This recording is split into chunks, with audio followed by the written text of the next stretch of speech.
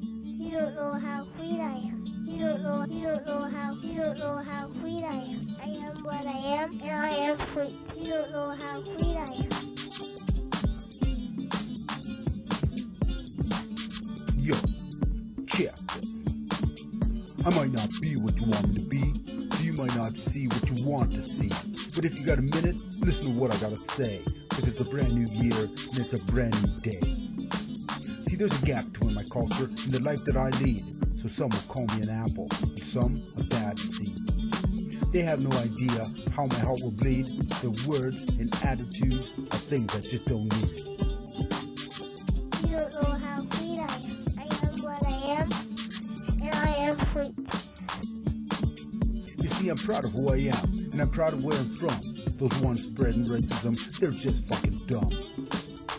Now if you're looking at my life, and you say I've assimilated, to simplify things, just a little more complicated. See, I'm a modern day native, with a modern day life. I have modern day problems, and modern day strife.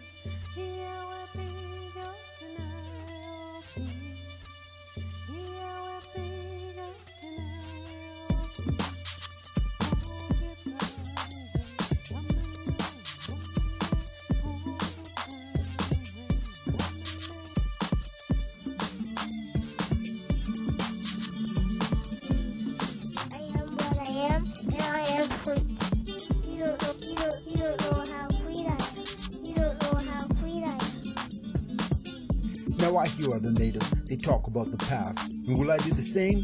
Fuck that. See, I've got no time to dwell on what's already done. I've got too many things that I want to do. And they don't include knives, and they don't include guns. I'm talking about knowledge and sharing it too. See, my people need to learn how to cohabitate, get rid of the anger, and get rid of the hate. We gotta stop for a minute and learn to educate, and you'll see in the end, we all have to communicate. I know there'll be a time to make a stand and a time to fight, but if you do that, make sure the cause is right. Because if the cause is right and the cause is just, greater numbers of people will be backing you up. History has repeatedly shown to us all that united we stand and divided we fall. They were talking about natives and natives alone, because this is a big world and this world is our home. Now I've seen some beautiful people and ugly ones too, and there's no single color that comes into view. So the message I'm sending, it's not all that long. It's just, I want the human race to be stronger than strong. I said I just want the human race to be stronger than strong. You all have to be strong. Done it. Word. You all have to be strong. Peace. We're gonna find out what happens.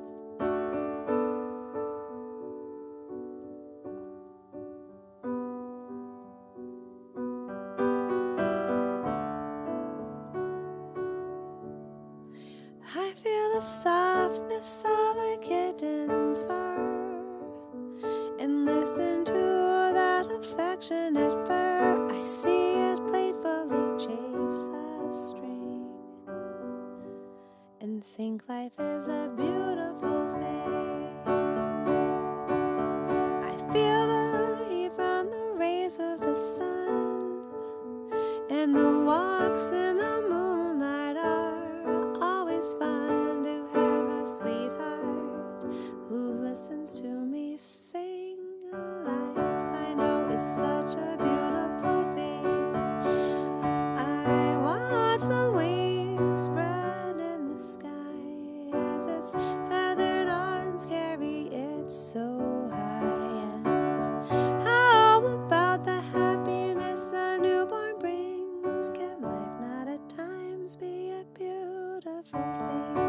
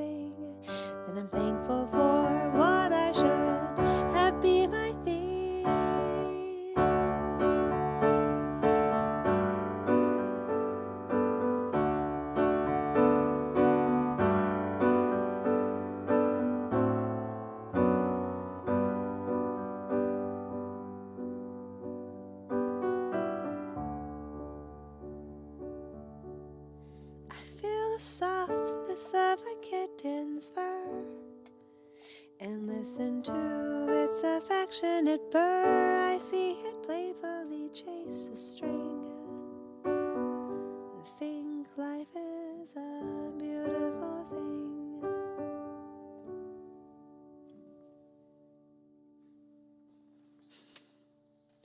Lyrics by Galiandi.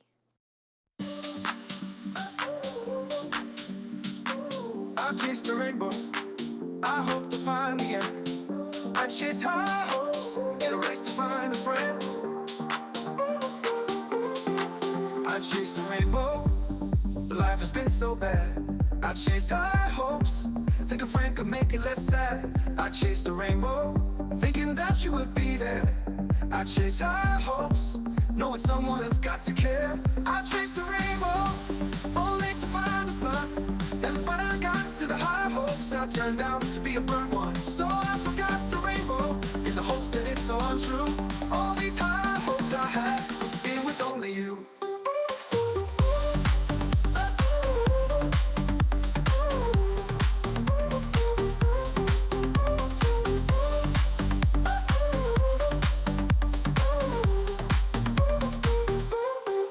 I chase the rainbow, life has been so bad.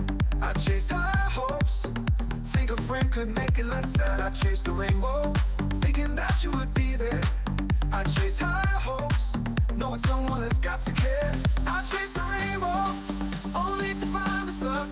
And when I got to the high hopes, I turned out to be a burnt one. So I forgot the rainbow, in the hopes that it's so untrue. All these high hopes I had, being with only you.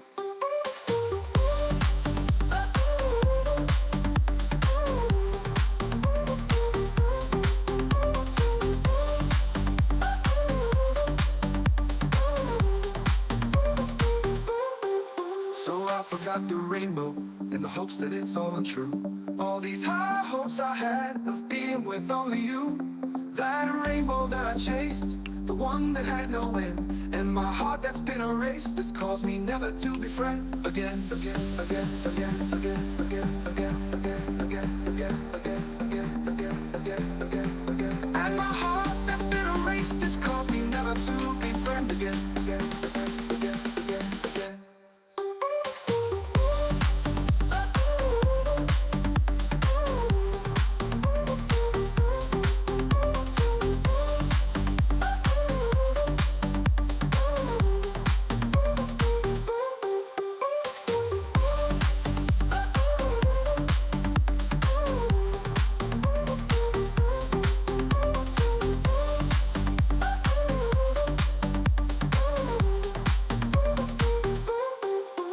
I forgot the rainbow.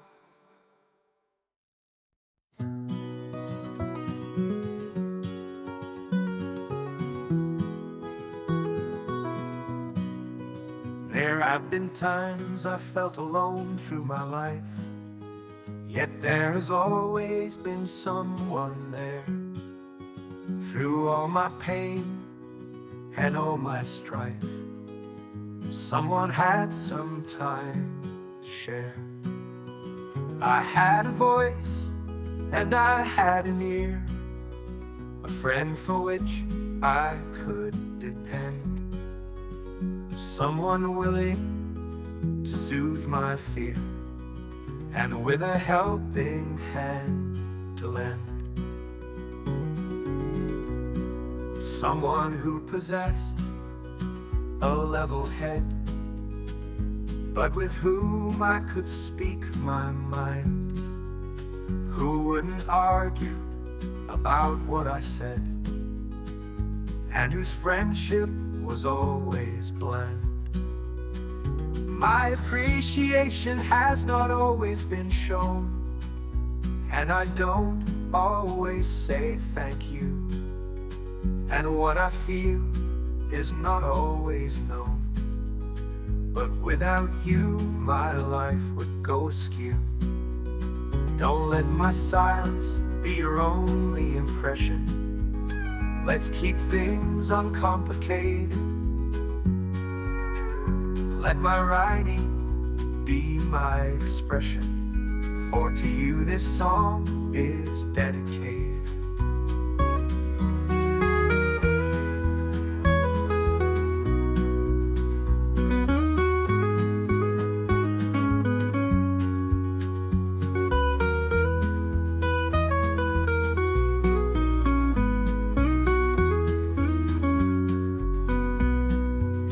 I had a voice and I had an ear, a friend. It's amazing to see everyone.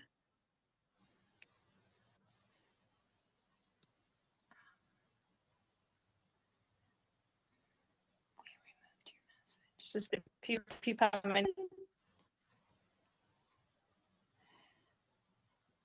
For some reason, we're having a few challenges with the link, so we're trying to ensure that we're sharing the right link with the right group.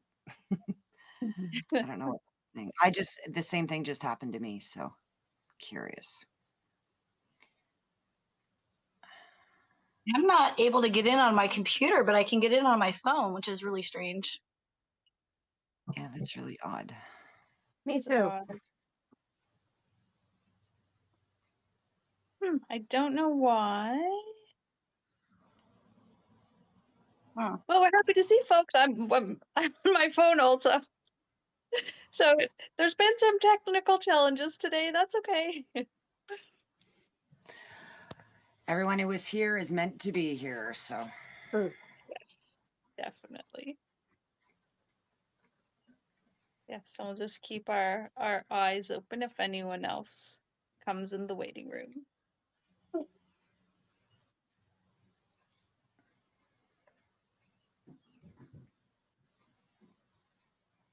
We'll just give folks a couple more minutes since Mary Sue's just shared the link again, just we don't want to miss anybody who wants to be here at the beginning or who can be.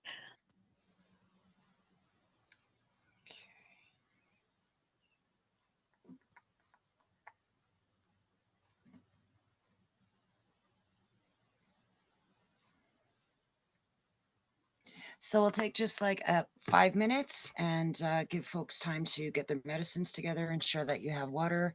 And if you have a candle, you light that little sacred fire so we can all share in it together. Miigwech. Amazing.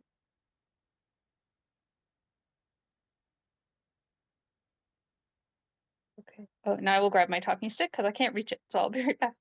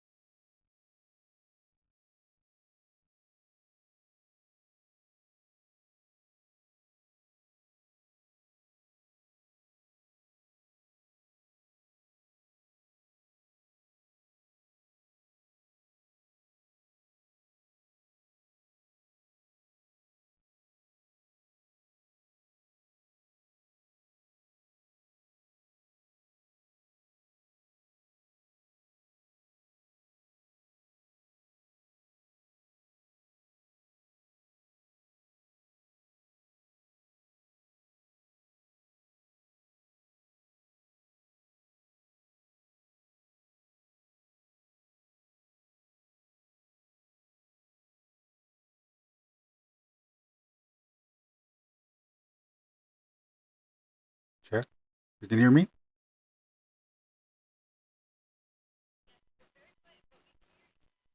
Okay. Zoom doesn't like my camera.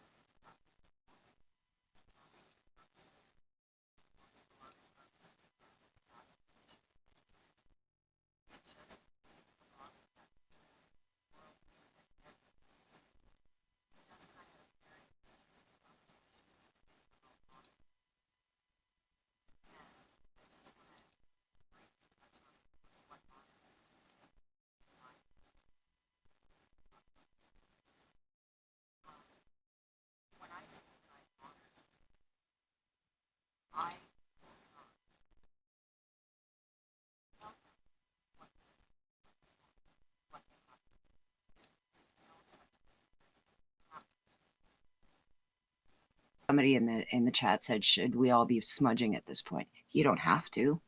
If you choose to, absolutely, you are welcome to do that. I honor your choice and your option to do those things. And when you really honor people, beings, plants as sacred, it just becomes a part of your own being, and you have more honor for yourself, and you respect your own boundaries, and you respect your own needs. And it's so much easier to model that behavior as we're bringing up these beautiful little sacred spirits that we've all been gifted into our lives. When we honor ourselves, we respect ourselves, and we keep our own self safe. It gives permission to these little beings, and it makes them feel safe. And they say, hey, my aunties can be human, and they can laugh at themselves, and they can make mistakes, and it's okay to do that. And we honor ourselves in that way. So it gives them permission to do the same thing. It gives them permission to, sometimes it's not going to turn out the way you want it to, but if you can, I keep talking about water, be like water. And that water teaching is something that I walk with every single day. And that's how I am learning to honor everybody's individual and sacred voice. It's that sacred being with a voice. And the more that I'm able to honor myself, the easier it is for me when someone is being a little bit challenging, shall we say. The more I honor myself and the more I honor my own boundaries and my own needs, the easier it is for me to honor those people who are challenging and respect what they are bringing to the table rather than trying to fit them into my mindset and my thinking. So having the ability to honor yourself gives other people permission to honor themselves. And I look at the kids today. We just did a drum birthing for the littles yesterday at the place that I work, and it was beautiful to watch the families together birthing these drums to bring forward that sacred voice of those littles. And some of these littles aren't even walking yet, but we are bringing, inviting, and welcoming in those sacred voices. And that to me is what honor is sitting with those sacred voices and listening to them and allowing them to say what needs to be said. So I just wanted to add that little piece about honor. And then, Jess, you can direct me as to where we're going next in the conversation, because that honor piece was really, really important to me, that we model that behavior on teaching our little ones how to honor themselves and what that means. And that's a really good segue into the Two-Spirit teachings, I think. Okay. Do you want me to continue and try to talk about that? How do you feel? Would you like to do that? Do you want me to start and then pass it back? Well, I'm talking, so I can keep going. I don't mind. Okay. Go ahead. So again, the knowledge that I carry as a Two-Spirit individual is very new to me, because I'm going to tell you how old I am. I'm 53. And growing up the way I grew up, I was different. I was weird. Nobody could explain who I was. I had gotten into many, many arguments about the people that I associated with. And Jess and I, again, in the beautiful conversation that we had the other day, we talked about how it's so difficult for our Two-Spirit relations to honor themselves when they're constantly fighting just to accept themselves as they are, because we're put into these little boxes where you're male or you're female. Well, not everybody is. Right? And in order to make them, you can't make anybody do anything, but in order to honor them and honor the unique experience that it is to be a Two-Spirit individual, it has to be allowed to come out freely. And you can't force anybody into a box saying, you have to be this way. Or I've had conversations with parents who say, oh, they're just like me, or oh, they're just like me. No, please don't do that.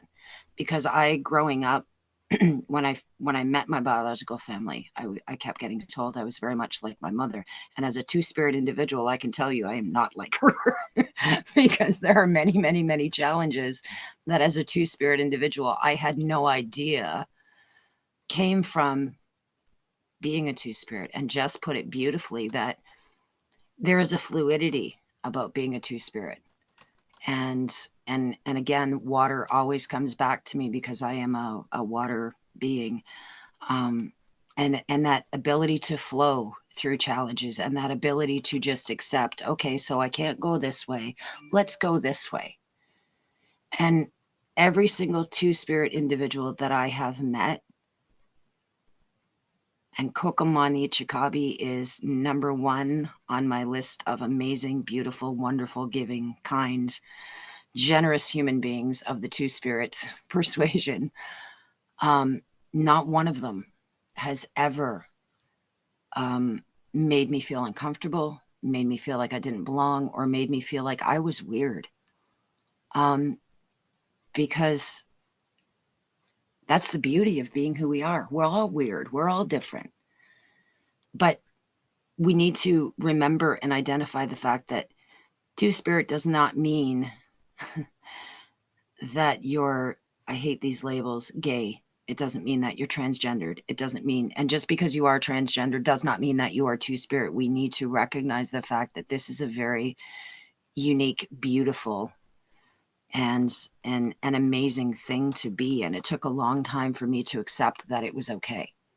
And I'm very, very grateful to Kokomani for giving me that time and that space and that grace to accept myself. And what we need to do, and I keep going back to honor, is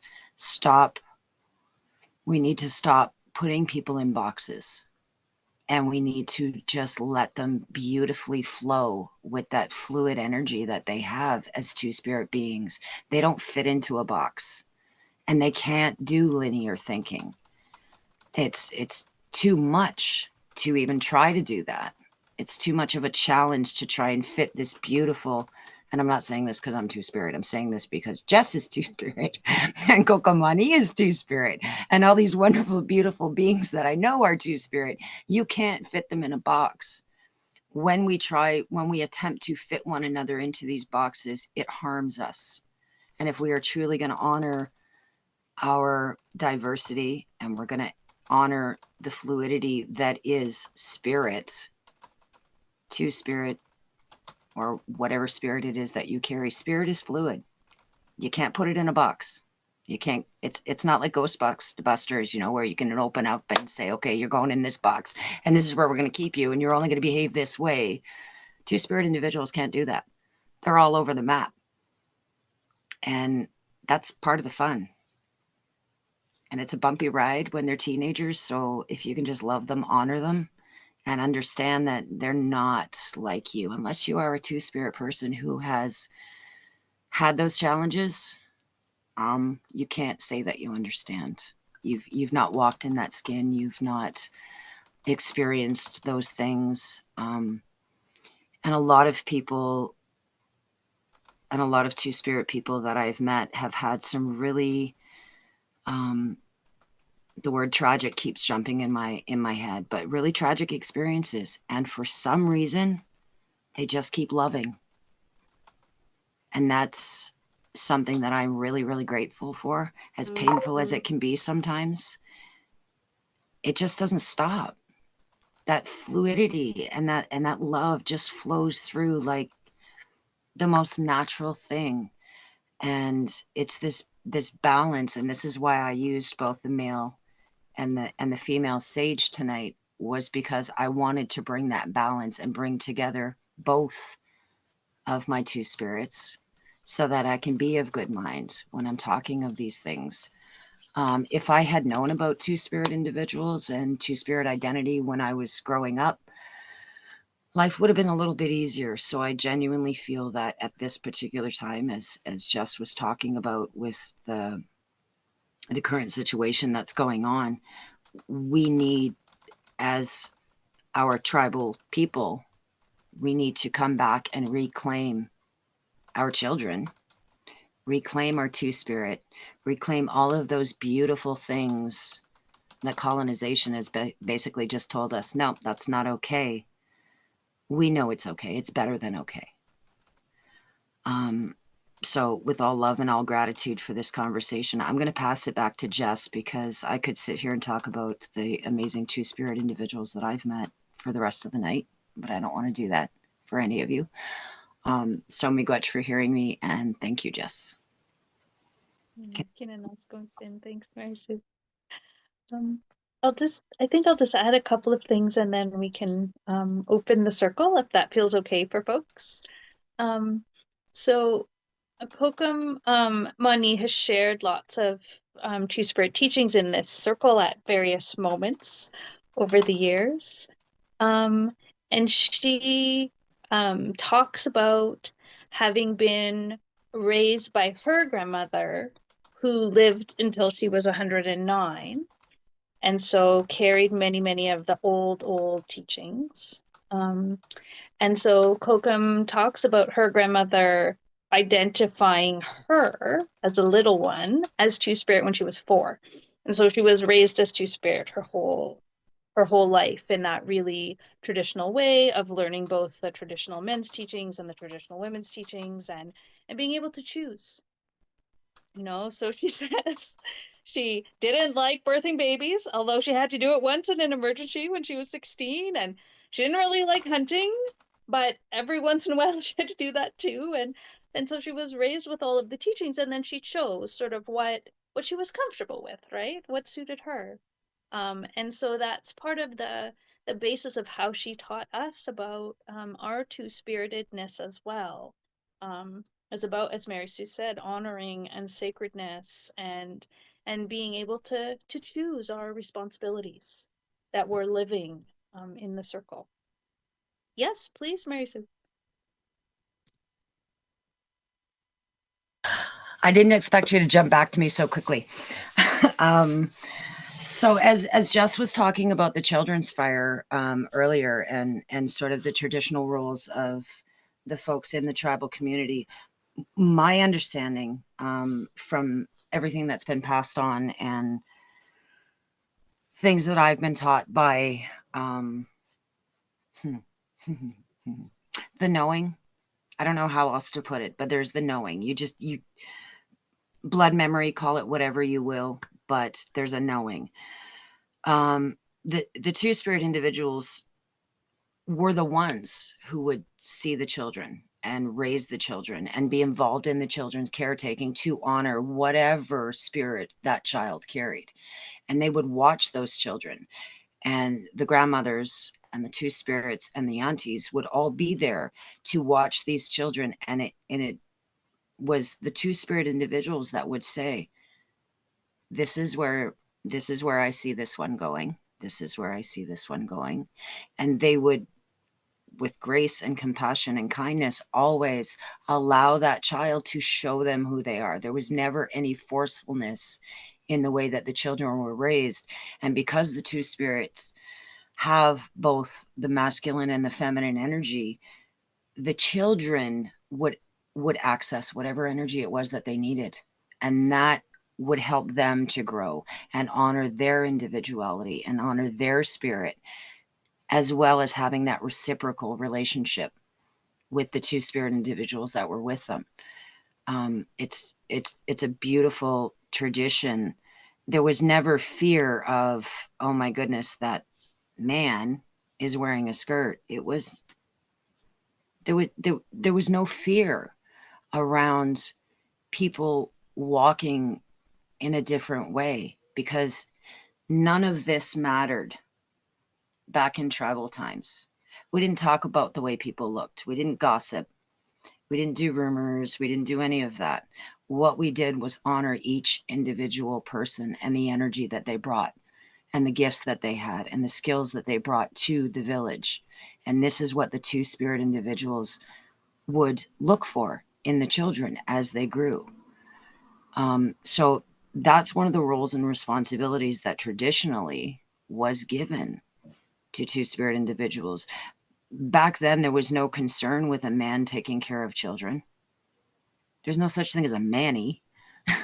It was, this is a community member that has gifts to give to this child. And whoever it was that best suited the skills and the gifts of that child would be the one closest to that child to honor that child's gifts. And it's just such a beautiful way. This is how the kinship begins. This is how all of these aunties and all of these people are brought into that child's life, is because the people that would best serve that child would be the ones to be the closest to them in raising them, in teaching them, and in guiding them through their journey of childhood and adolescence. And the two spirits would be the ones that would look for that and look for those gifts and look for those skills, and then let the community know, okay, you are a good hunter. This child will be a good hunter. Please come and sit with them. That was the role. And there was never a question about how anybody dressed or how anybody presented themselves physically, because that wasn't what we looked at. What we looked at was the gifts and the skills and the wisdom that was brought forward by the two-spirit people and gifted to the children. Along with the grandmothers, they are the keepers of the children's fire. And it's funny, we've got fire and then we've got the water, the fluidity of the two spirits, and those two elements help each other in ways that are really beautiful to create that balance. So it doesn't get too hot and it doesn't get too cold. And we just balance everything out so that when these children are being ushered into their journey, they're not afraid, because they're supported and they're loved for the uniqueness that they carry within themselves, and they're honored. And that's the traditional role of the two spirits that has been shared with me. So, miigwech, and thank you for listening.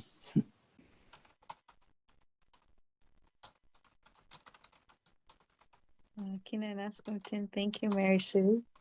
And I think for me, part of being two-spirit and part of accepting all of the parts of who I am, and I didn't translate my full introduction. Sorry, sometimes I forget to do that. So Nehiao Katapim Sutsuk Muniao is also Nehiao Métis or Cree Métis, and then on my mom's side, and White Settler on my dad's side. And so I have different parts of who I am in that way, and I have different parts of who I am as being two-spirit.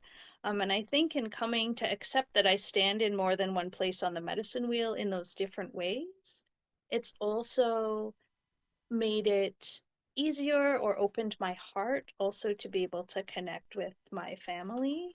So today is May 15th. May 15th in Palestine is the commemoration of the Nakba, or the catastrophe that in 1948, 750,000 folks were forcibly displaced and a number were massacred. And so I have a fiance and two children who are Palestinian. So I'm a parent. Although I use they, them pronouns, I still say I'm a mom because, fluidity is complicated.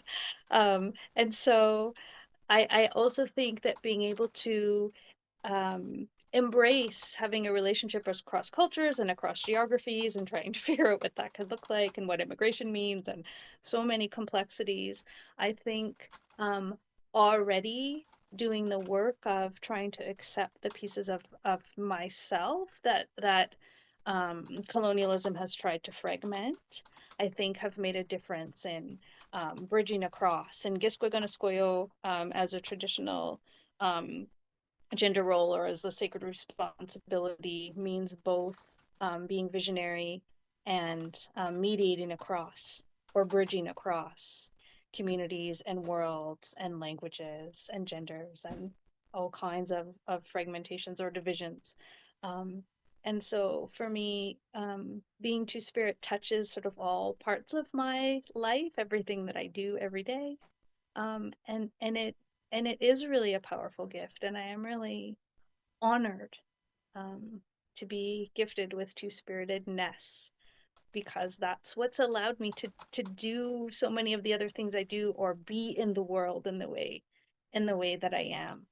And it's amazing to be able to share that. I also teach, so to be able to share that with students too, when so much of the messaging is negative, right? That there's something wrong with us, or that we're broken, or that we need to fit in, or as Mary Sue said, and to be like, no, actually, this is an amazing gift, right? Like there's real power in that, I think.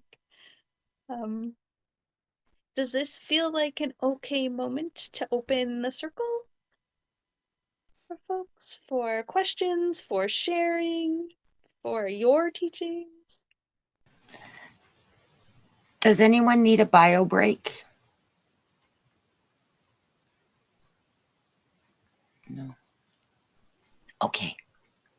Thanks for asking.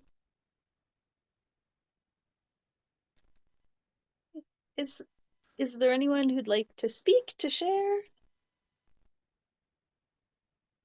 John. Thank you. I'm really glad I came tonight. This question is for both Mary Sue and for Jess. How old were you, or what age did you discover you were Two-Spirit, and how did that come about?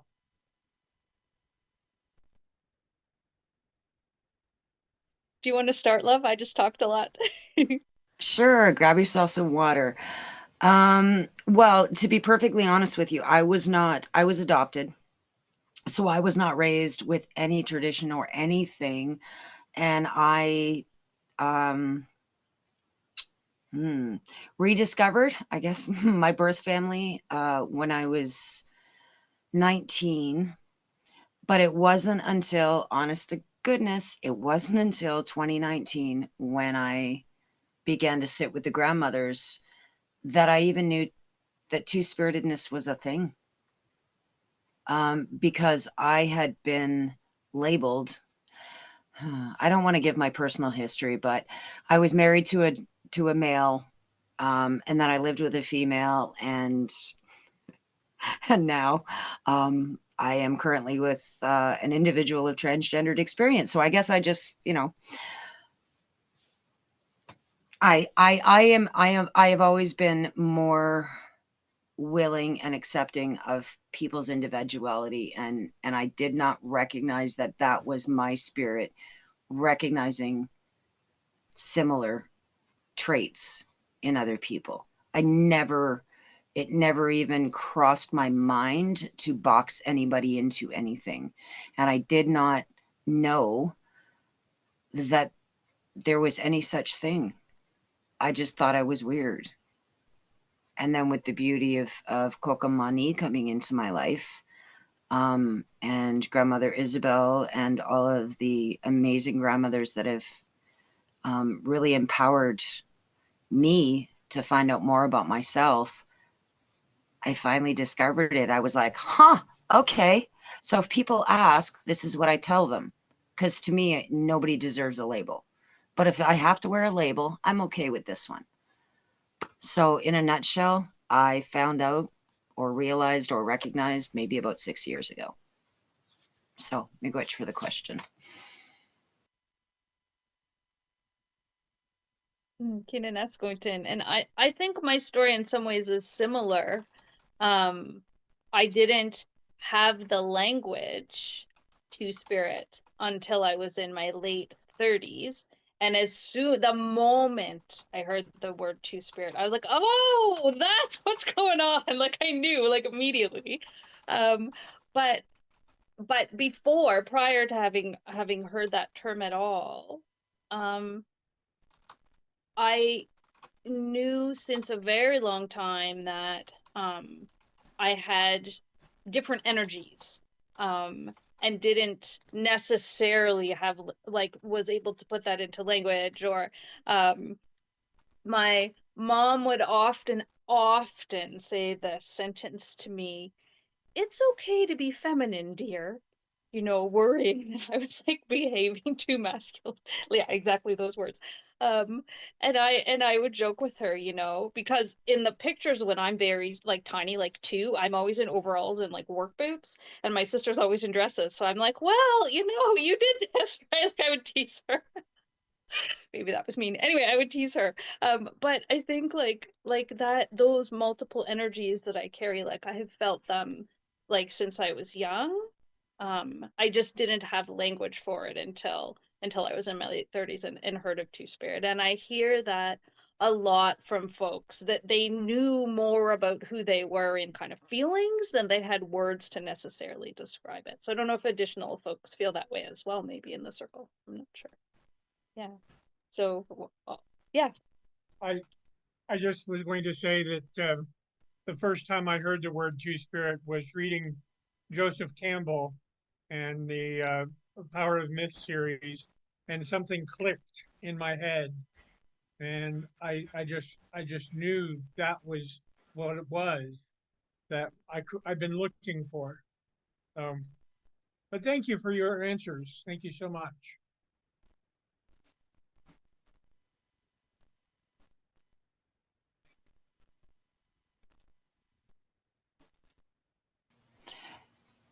If I might, I think just thank you so much for making that comment about language, because language is so important, and you are much more adept at using language than I am.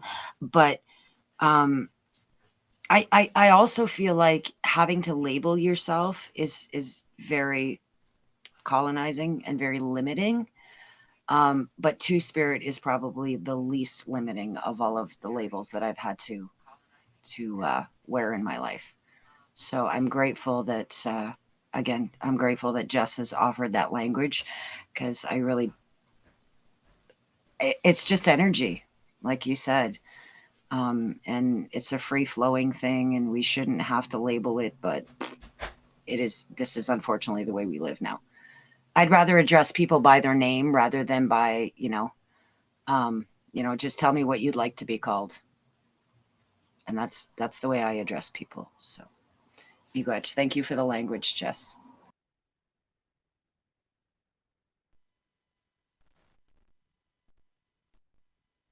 Are there additional folks who'd like to share, talk about who you are, ask questions, share teachings or stories?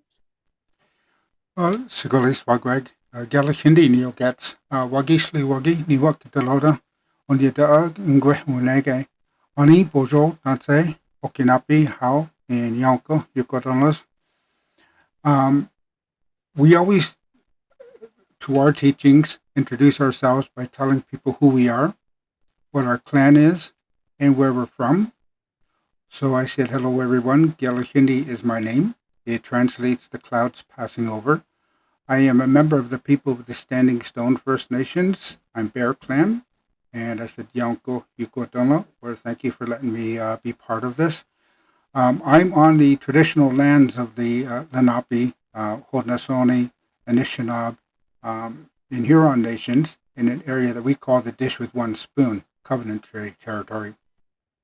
And I've just been kind of taking notes as the conversation is going on. So to kind of piece together what I wanted to add, or if I could add something.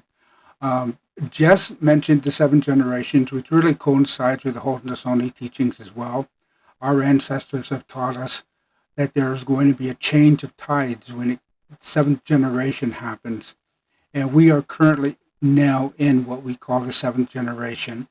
So now is the time for change. And we are starting to see it when we look at the reclamation of language, of teachings and traditions that our children and our youth are taking. So it's kind of it's in the embryonic stage of the first generation. And I also like to comment about teaching the littles about the birth drums, because it coincides with the current change starting with this generation, because we have to teach this generation in order to improve the world that we're living in. And it's, gender or gender roles was not part of our culture. We made our community sustainable and efficient by allowing our children to embrace their strengths, regardless of what their sex is. I don't see Two Spirit as a label as much as an identity. And we as individuals have multiple identities. we are brothers, we're sisters, we're cousins, we're aunties, we're two-spirit, we're fathers, etc. So you will oftentimes hear a lot of our elders when they're talking always end their conversations with all my relations. And because we are all interconnected, we're all, and that's not just responding to humans, but we're connected to the land, the water, and the air species as well. Those are our relatives. And if we keep our communities balanced, we cannot lose or alienate any of our relatives. Because once we lose something like all the water is poisoned, we throw everything out of balance. And then we no longer are sustainable. And, Mother Earth will always be here. Humans don't have to always be here, but Mother Earth will be. And if we want to maintain and be sustainable, we have to protect and treat our relatives like our relatives. So treat the water properly, treat the land properly, and our plants. That all kind of coincides with our traditional teachings. So I think that's all I can think of at the moment, but thank you again, Yanko.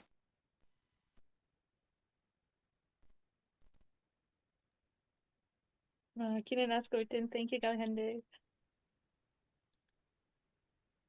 Do we have additional folks who'd like to share or ask anything? Oh, Mary Sue, I see your head.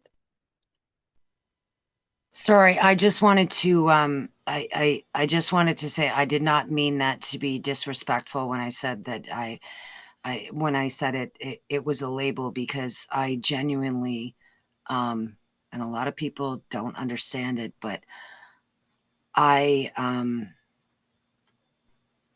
don't live by that. I don't live by having to categorize people and put them into these different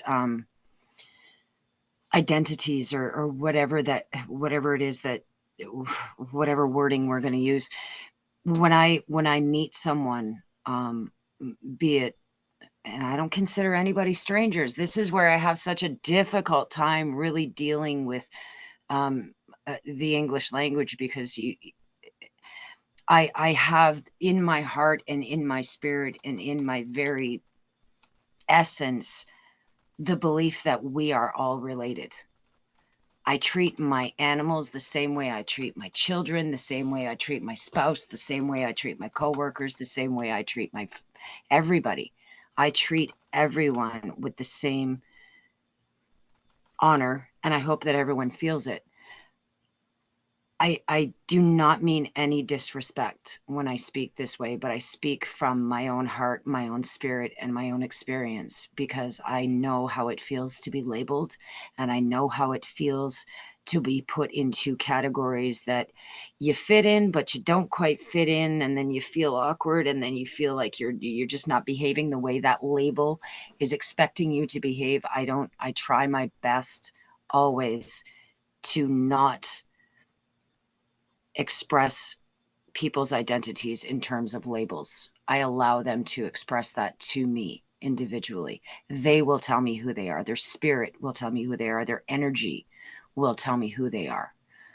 I mean absolutely no disrespect by saying that is a label. I do recognize that it is an identity, but as you stated, we have many. Right. I am a mother. I am a wife. I am a sister. I'm also an auntie. I'm a lot of things, but that two spirit reflects and affects everything that I do. So none of those boxes are who I truly am. And none of those boxes represent any individual person to any degree of understanding.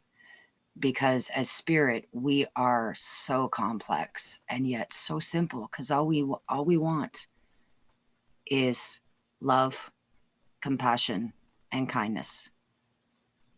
I didn't take any disrespect from your comment. Actually, when we consider there's over 600 Indigenous communities in Canada, and all of us have our own teachings. We all have our own language. We all have our own traditions.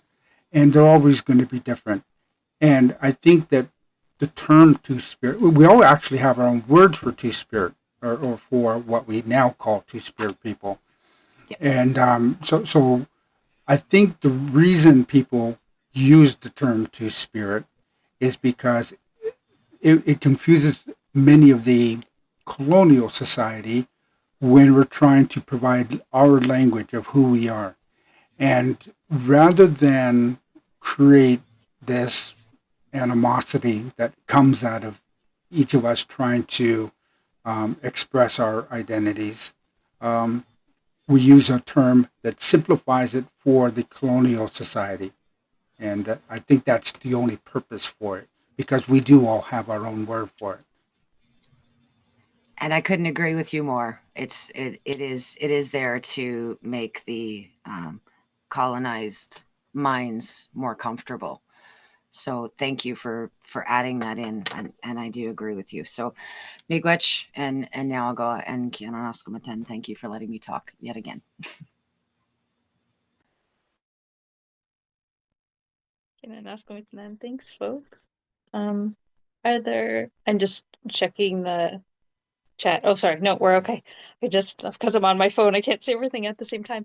Are there additional folks who'd like to share, speak, ask questions, anything? You're certainly welcome.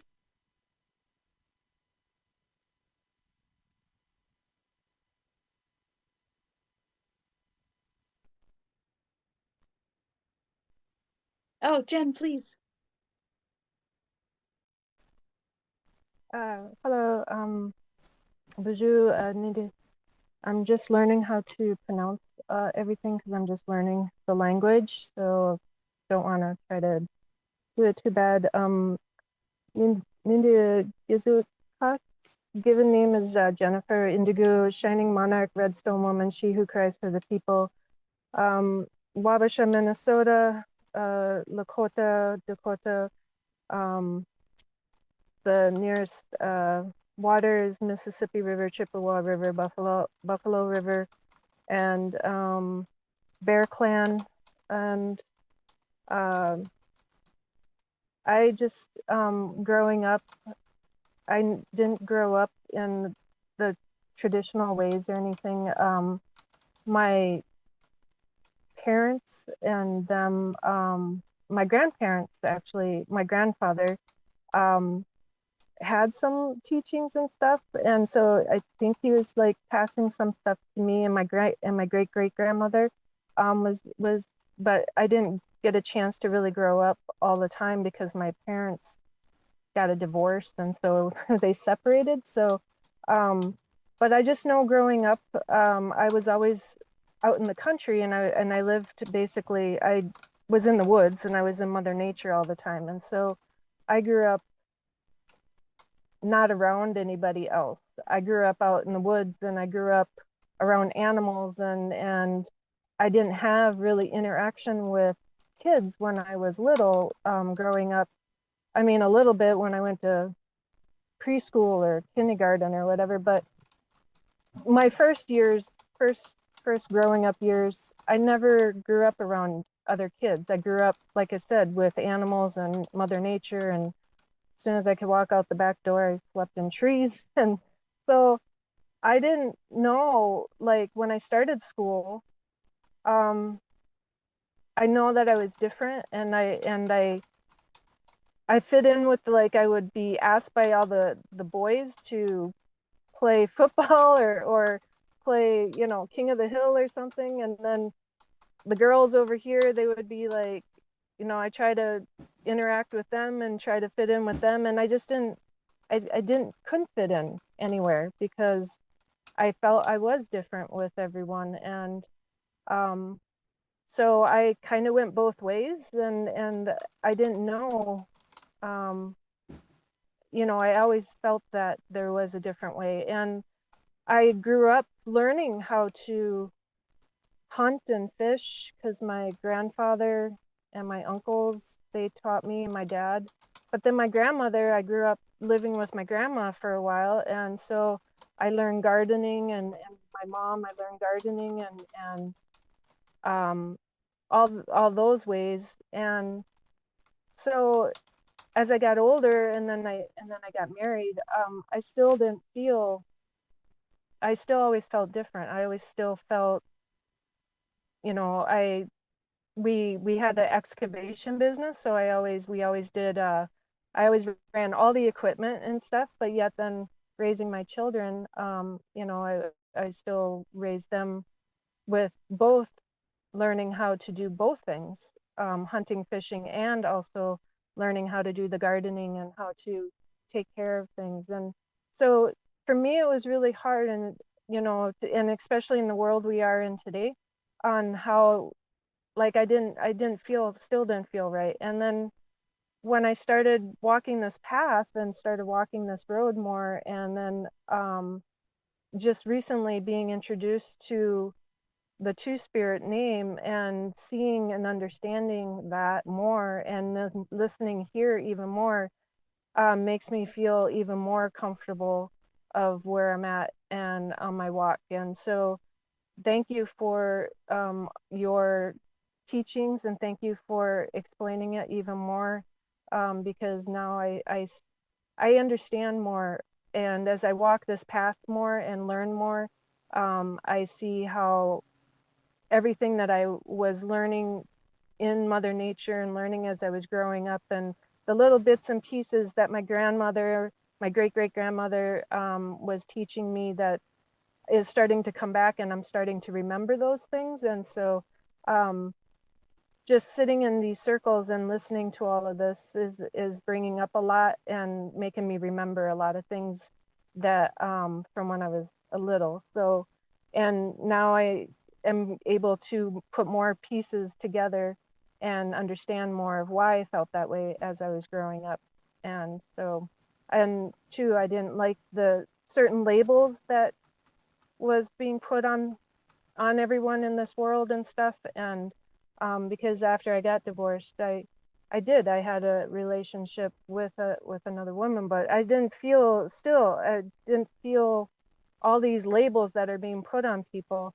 But once I started walking this road even more and learning even more and sitting in these circles, then I started to understand more of the Two Spirit. And so just understanding that more and learning. Thank you very much for the explanations and for the teachings and for bringing this circle even more to surface. So just make a witch. Thank you.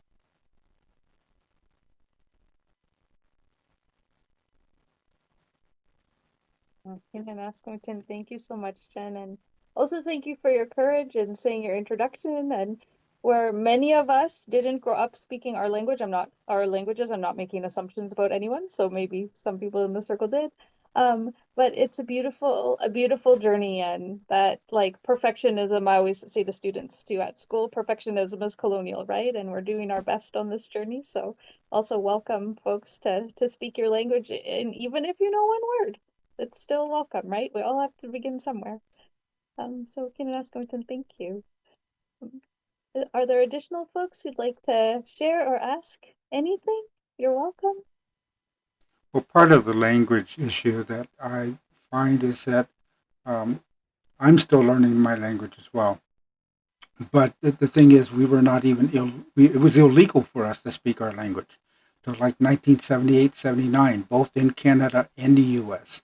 So this is something that's generations in the unlearning of our own culture and teachings and language. So now that we've opened the floodgates, so to speak, people are embracing it. And so if you only know one line, if you only know your introduction, you got to keep doing it. And because the more often you do it, the more confident you're going to build in your language. And so never hesitate, even if you don't feel like you're pronouncing everything correctly. It doesn't matter. People are going to understand what you're saying just by the way that you say it. Make a witch. Thank you.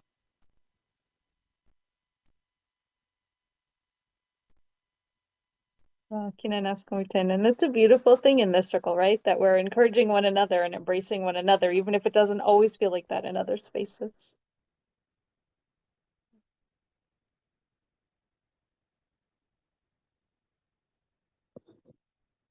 Yes. Oh, love, you're on mute. Can you unmute yourself?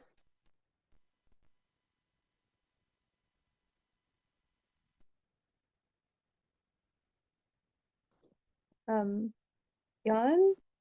Is that I should remember how you say your name. Is it Jan or John? Jan. Jan. Jan, may you please share? I just wanted to introduce myself and apologize that I know almost no Ashkenazi. I'm going to have Celestina help me.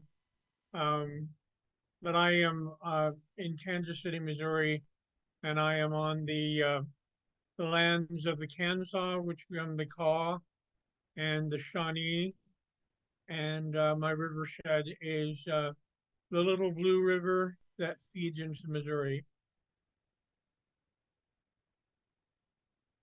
Thank you, Miigwech. Can I ask Oten? Thanks, Jan. Any additional folks who'd like to ask or share anything or even introduce yourselves? Celestina.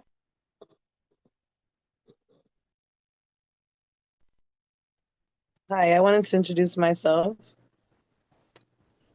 Can you hear me? Yes. Yeah.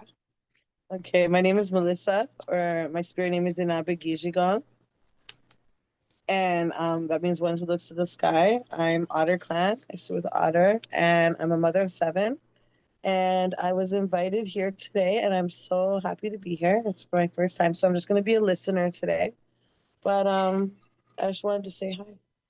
And thanks for having me.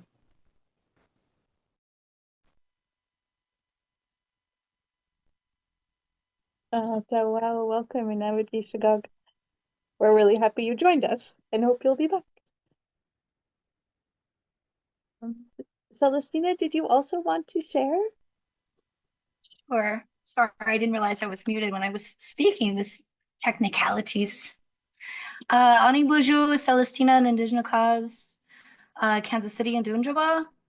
And as Jan mentioned, we live in Kansas City. I reside in the Treaty of 1825, ceded by the Kansas people.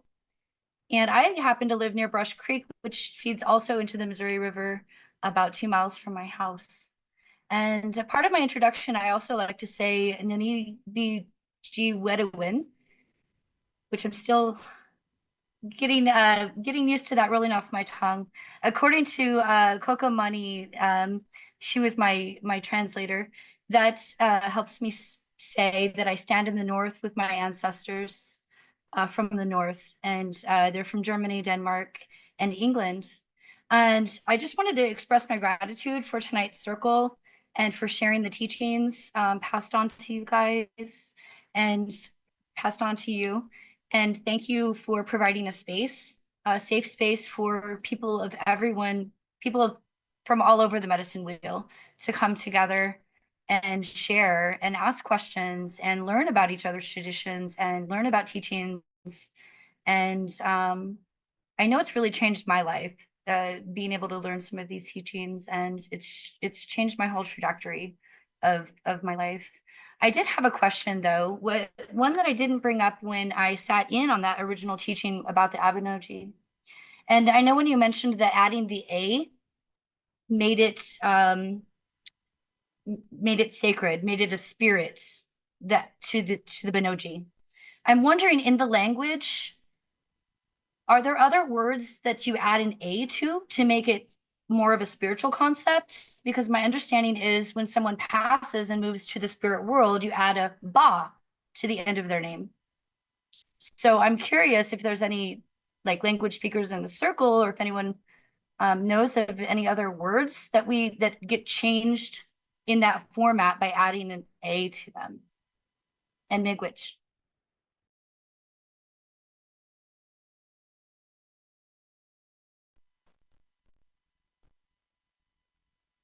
Are there Anishinaabemowin language speakers in the circle? That maybe while people are thinking for a moment, the other word that Grandma Isabel talked about and it's not an A, and I know they're not vowels in Anishinaabe, and that's just how my brain works. Like when you add a vowel to the beginning of a word, I know that's not the accurate way to say that. But chief, the word chief in Anishinaabe, right, is ogima, but some people just say gima, like without the O at the beginning. So I always think of like that. Grandma Isabel said that also adds the sacredness of that role, is to put the O at the beginning, ogima. But I'm not an Anishinaabe language speaker at all. So I don't know if there's additional folks in the circle who have any teachings about that, or we could also ask Kokomani as well, because she's fluent.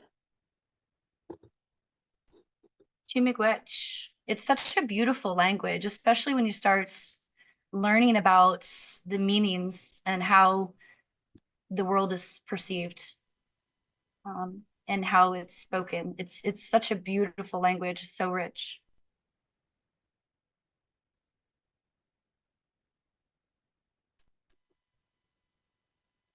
And that's going to be 10. So we will ask Kokum now. I'm only 2 hours from Kokum now that I'm in the north, which is one of the bonuses of being up here. So I'll ask her when I see her and bring it back to the circle.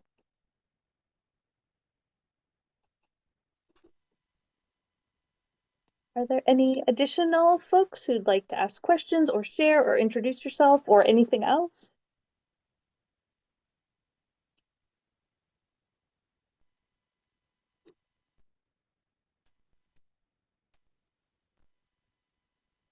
We're always holding space for folks too. So part of another day we'll share the whole talking stick teaching, but one of the things that Elder Connie Maingan taught us, who's here, well, she's holding space. I don't know if she's present in the circle because she had some other life things going on tonight, but that part of the teaching of the talking stick is that first it teaches us to listen before it teaches us to use our voice. And so being in circle together and witnessing and holding space is also super important and also sacred, not only speaking. So also wanting to honor folks who are here, maybe you're here for the first time, or maybe it's been a rough day, or maybe you just would prefer to listen today, and that's really honorable too, right? Really, it also supports all of us in the circle. So just wanting to name that also, and not having people feel pressure to say something if today's just not your day to do that. Well, that's why they say we were given 2 ears and 1 mouth, so we listen twice as much as we talk. I have to tell you, I love that you said that, because I was doing a youth workshop a couple of weeks ago, and I actually said that to one of the youth, and they had never heard it before. And it was like, some of the parents were like, "Oh my gosh, you're a genius. I can't believe you said that out loud." But I assume that we're sort of in the same generation where that was something that was just said. So thank you for sharing that, Miigwech.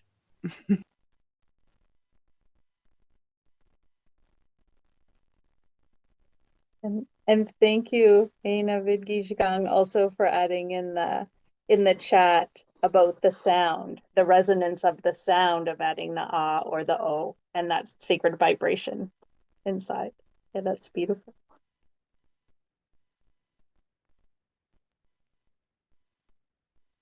Anyone else who'd like to share anything before we close?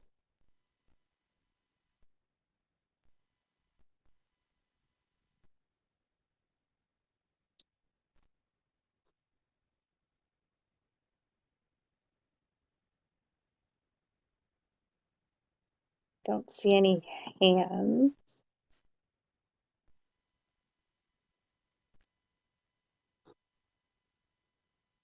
Mary Sue, do you want to say or sing any words at our closing? How are you feeling?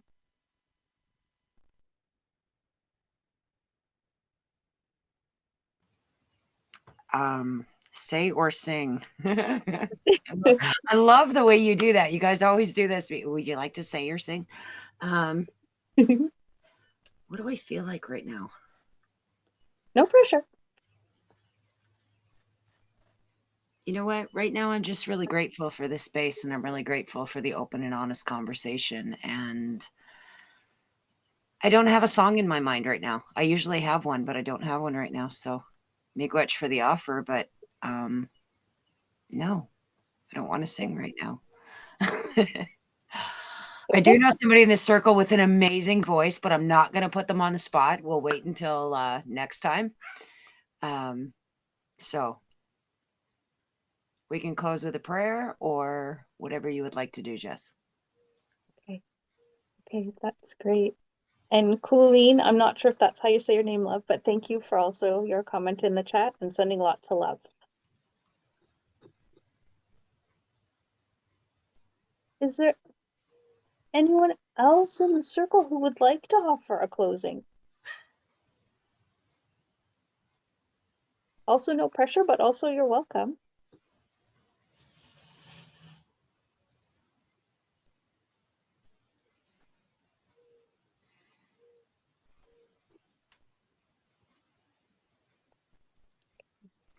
So, Jess, I now have a song in my head. Okay. See what happens when you wait on me? You shouldn't wait. Don't wait. It is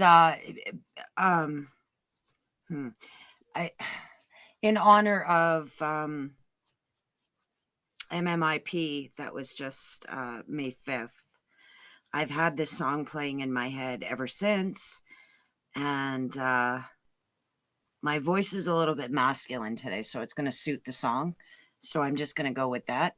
And just bear with me. I'll try to stay close to my speakers so you can hear me. But it is a shaker song, so I welcome you all, if you know the song, to join your voice with me.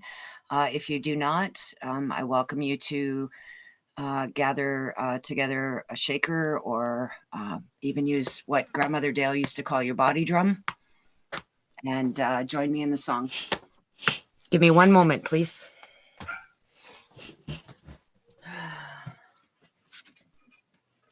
Okay, my shaker.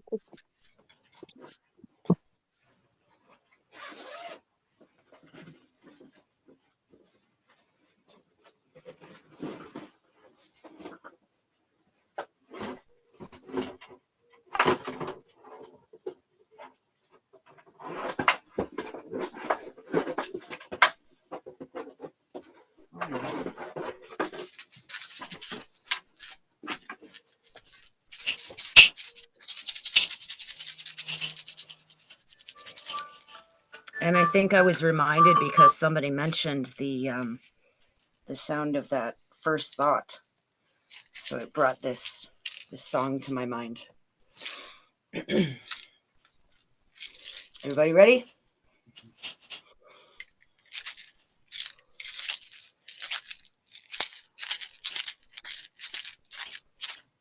Way ah, way ah, yeah.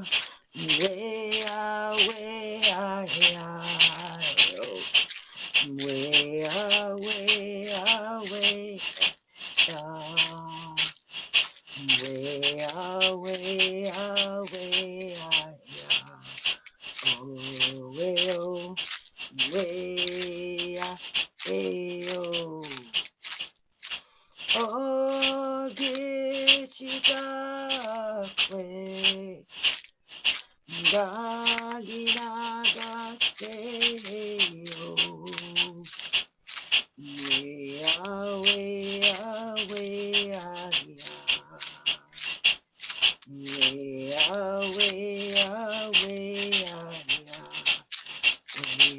wea, wea, wea, wea, oh, gichika kwe gagi naga seyo. Wea, wea, wea, wea, wea, wea, oh, wea, wea, wea. Wea, wea, ya.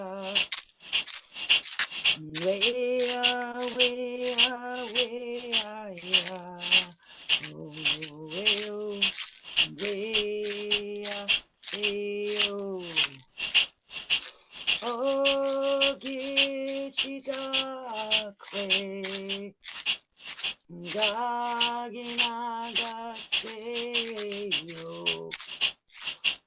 Wea, wea, wea, ya. Wea, wea, wea, ya. Oh, wea, wea, wea. Oh, Gichidakwe. Daginagaseyo. Wea, wea, wea, ya. Wea, wea, wea, ya. Oh, wea, wea, wea. Miigwech, and I do apologize because that song sometimes hits me right in the heart. But thank you for hearing me, Miigwech. Keenan Ascomton, thank you for that beautiful gift, Mary Sue. And thank you everyone for the gift of being in circle together, for sharing your hearts and your minds and your voices. We're so grateful. And it will be amazing to be together in circle next month for the 8th Fire Circle, but also if you watch either Urban Indian Connection or Grandmother's Lodge Traditional Teachings Facebook, you will see that each Thursday, unless there's 5 Thursdays in a month, sometimes we miss the 5th one, but otherwise each Thursday there's a different circle. So the first Monday of the month usually is the grandmother's teachings, the first Thursday, sorry, and the second Thursday of the month, Celestina is with the berry fast. So you can see Celestina here, so you know. And we're the third Thursday in the 8th Fire, and then the fourth Thursday usually is Dr. Denny, who's sharing about different medicine teachings. So Dr. Denny's a naturopath, so he's sharing different medicine teachings. And so if you would like to join us any of those Thursdays, and then also usually the first Sunday of the month afternoon is Nikanagana. Is that a true statement? All right. So that will also be advertised in Urban Indian or the Grandmother's Lodge Traditional Teaching Circle, or also on the 8th Fire. Usually it's on our page as well, if that's how you found out about this circle. So you are welcome at any or all of the circles. And we are looking forward to seeing you again and hope you have a wonderful night. Lama Pigawabamin, everyone. Kinanaskamitnan, love you all. Salapi Gawabaman Minwa. Amapi. Bama Pigawabamin.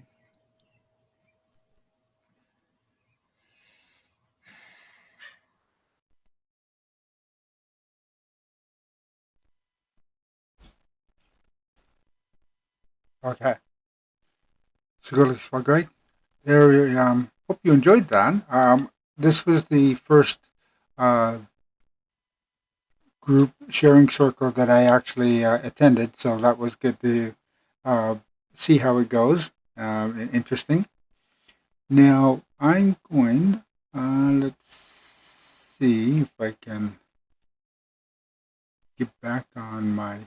So part of the issue I was having was my monitor. Well, just a couple of things. First of all, the application I had to add into my OBS in order to actually get the sound to come out. So I didn't do that prior to the stream. So next time I will know that. And it is actually part, it's in the source now. So that shouldn't happen again. And let me go. Now, the other thing with the video is that my camera cannot be seen on 2 different devices. So let's go here. I should be back. Should be able to see me now. I'm frozen. It looks like I'm frozen.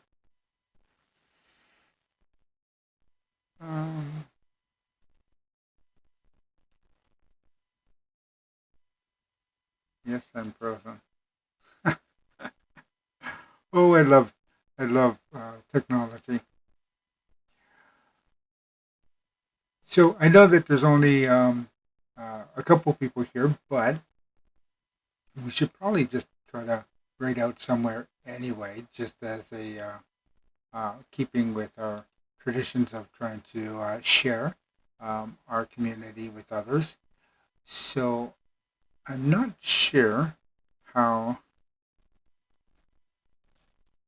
who's online.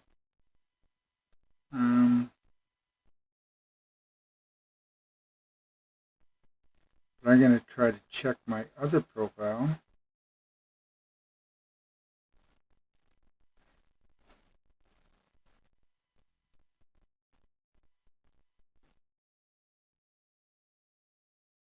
So we can see who we should go to.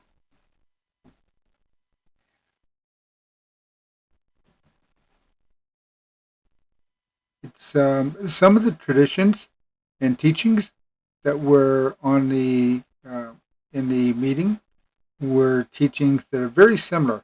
You know, like I said during the meeting, there's over 600 Indigenous communities in Canada. I think 562 in the U.S. And we all have our own teachings and traditions. So, you know, when we share a tradition or a teaching, you ought to keep that in mind. Just that we may not necessarily be the same with all of the nations. I can't believe I'm frozen. Why am I frozen anyway?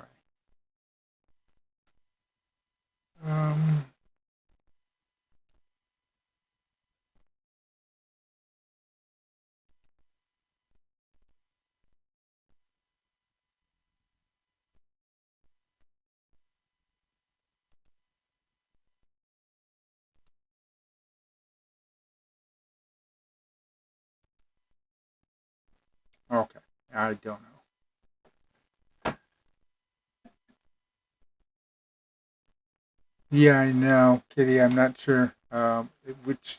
I think it had something to do with the way that the cameras were switched over. Let me try.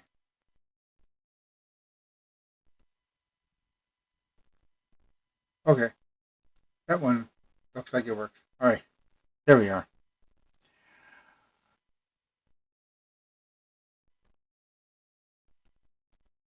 So what I'm going to do is I'm going to play a version of the Peaceful Warrior. That's the way we typically end our streams. So I'm just going to see which one we should play. Well, we'll play, I know that Kitty likes Amanda Easton, so we'll play Amanda Easton's version. While we're playing the Peaceful Warrior, we will put in the raid calls, and then we'll look for someone to go visit and share some love in. So let me do that. Yes, I like Jess. We hope to have Jess on our stream directly, so that we can have a discussion as well on some of the stuff that she teaches.